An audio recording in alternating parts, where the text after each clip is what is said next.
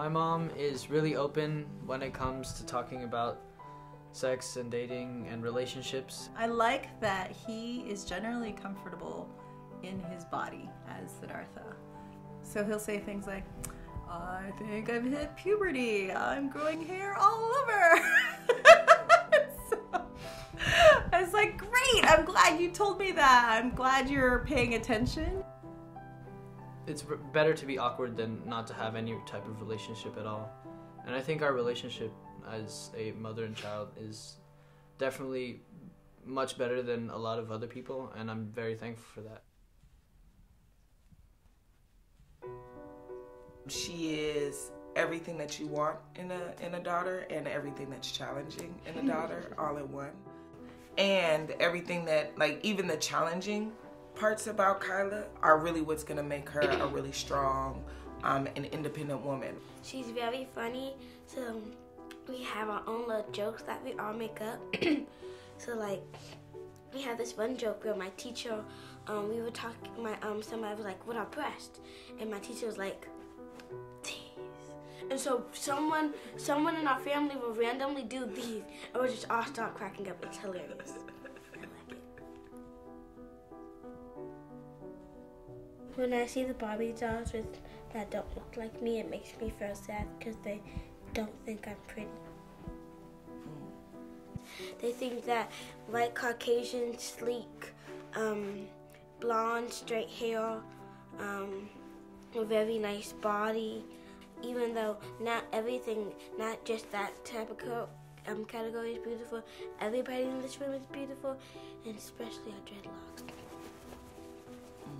So I decided to get dreadlocks first, and part of that was my own challenge with the idea of beauty, because I know that Western society says that beauty is a very specific type, like Kyla was explaining, and I even myself thought that I looked prettier with straight hair. My mom makes me feel beautiful because when, like, if I'm feeling down, she's like, why are you crying? You are so beautiful. You don't need to be crying because you're beautiful. And and she's always just so positive for me.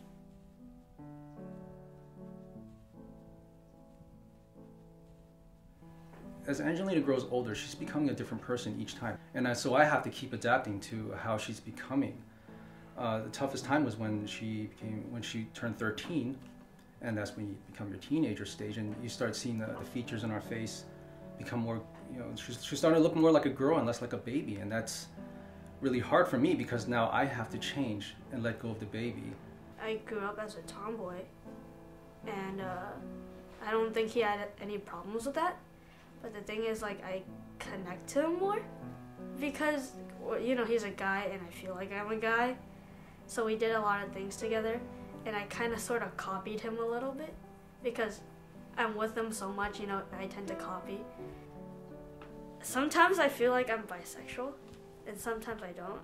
It's really weird. And I think not too long ago, I confessed to my mom that I'm bisexual, and I brought my uncle in. And my uncle was there to support me, and he said, whatever I am, he'll still, be there. In my generation, if there was a guy that was gay or lesbian, talk about it. That's taboo. They might get beat up, whatever, And right now, this next generation coming up where things are a little bit more open makes it more easier for her, and makes it more understanding for her to have more people to talk to that who are gay or lesbian. My mom's sort of abusive in the past, and my parents are, and I fight a lot with them.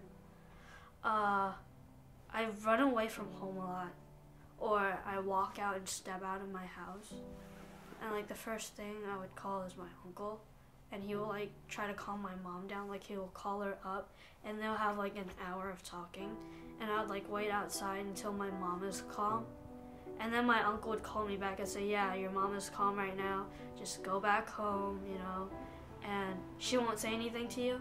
So it's kind of like he's I don't know, he just saves me a lot in a bunch of trouble before, I get hurt. And naturally, as we all grow up and we have some kid to look after, whether it's our own or somebody else's, naturally we want to give them something that we didn't get ourselves, you know. And I guess that's what I'm trying to provide here. She goes away to college, comes back, interviews me for a first term paper. I think it was homophobia in the black church. So we're in the car and she's back and forth and asking me, interviewing me questions. Hey Dad, what about black people when they do this? Are they allowed in the church? What do preachers do? What do parents do? And I'm in the car going, why are you asking me all these questions? Man, you know, I ain't like that. You know, I know what I believe, I know what I think, and it wasn't positive. But anyway, we got through that interview process, and then she wrote her paper, and I read the paper, and I go, oh my God, I can't believe that she's telling me through her piece of paper. Oh my God. You supposed to tell me, is my daughter gay? No way. Okay, all right, we got to talk. Jamie, I need to talk to you. And then we ran over to school and had our little knockdown drag out. I'm supposed to be representing how Jesus loved and lived and accepted people who were different. Well, how am I going to say out there in the world at church, I love Jesus, and then I come home and I hate my daughter because she's choosing something that I don't understand? Jesus taught me personally love beyond what I don't understand. I don't know if I can talk about it because I'll probably start crying. Even though I didn't want to talk to them a lot of the time, like I didn't want to hear what they had to say about the Bible, and it wasn't going to help me, you know, like it didn't feel like that. But like that was one of those examples or points where I wasn't going to like ignore them even if I didn't agree with it. So if she wouldn't have come out, I wouldn't have learned. We wouldn't be able to educate other people. Other men would not be able to hear another father say, this is what you think, this is what you say, and this is how you respond. Now, if you don't know how, come over here and I'll help you. Now go back and talk to your child. Nope, that was wrong. Come right back over here and let me help you, because if it's love that you still have for your child, you can't do what you're doing. And they need to be taught and trained and walked through how to communicate. That's what I had to do to myself. Now I'm ready to help other fathers, if that makes sense. So it means a lot.